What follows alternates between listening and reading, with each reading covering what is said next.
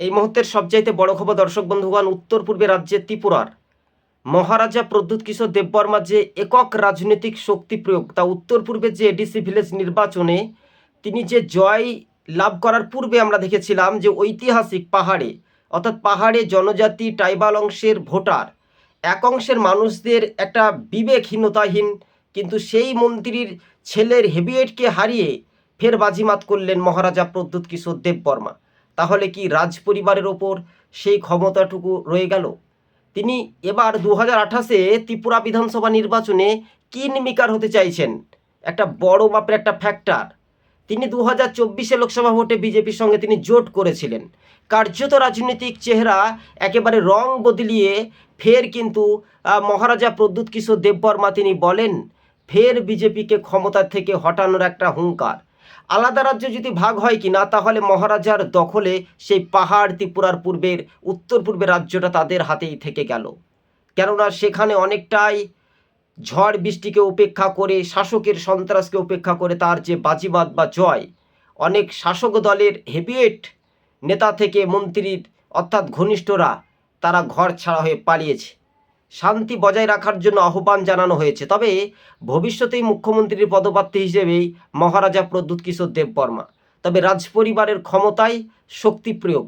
তবে জনজাতি ভোটাররা মনে করছেন যে মহারাজার দিকেই তাদের অংশপাত রয়েছে, তাই বহু ভোটার সংখ্যা যদি দিক থেকে নির্ণয় করা যায় তাহলে মহারাজার দলের দিকে এগিয়ে আসছে।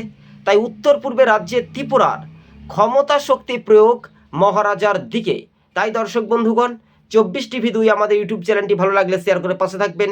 আপনাদেরকে আরও একবার জানিয়ে রাখি, ফের ত্রিপুরাতে বাজিমাত করতে করে একটা চমক দেখালো, অর্থাৎ হাড় কাঁপানো শীতেই বোঝা গেল বিজেপির মুখ্যমন্ত্রী মানিক সাহা তিনি স্বীকার করে নিলেন তাদের ব্যর্থতা।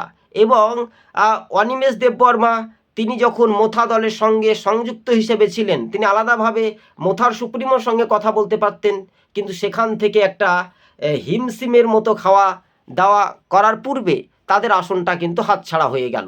অর্থাৎ পাহাড়ে বিজেপি ভেবেছিল তারা একক সংখ্যাগরিষ্ঠতা পাবে, অর্থাৎ ম্যাজিক ফিগার পার করে গণ্ডি ছড়িয়ে পার করেছে। 4টি আসন যেহেতু বিজেপি জিতেছে, সে উত্তর পূর্বে 4টি আসনও মনে হয় জিততে পারতো না, সেখানে একেবারে হাড্ডাহাড্ডি লড়াইয়ের কন্টেস্ট হতো। আর সেখানে ত্রিপুরাতে লালবাবুরা কিন্তু ধরাশয়ী হেরে গেল। সেখানে সিপিআইএমের ব্যাকফুটে, অর্থাৎ জিতেন্দ্র চৌধুরী সাবরুমের তিনি বিধায়ক, 400 সামথিং ভোটে তিনি 23-এর বিধানসভা নির্বাচনে জয়যুক্ত হয়েছিলেন। এবার তিনি কিন্তু পারবেন বলে মনে হচ্ছে না। তাই 28-এর নির্বাচনে ত্রিপুরাতে এবার কিংমেকার হিসেবে বড় প্রভাব বা ফ্যাক্টর হচ্ছেন মহারাজা প্রদ্যুৎ কিশোর দেববর্মা। রাজনৈতিক মহলের সমীকরণের চিত্রটা বদলে যাচ্ছে।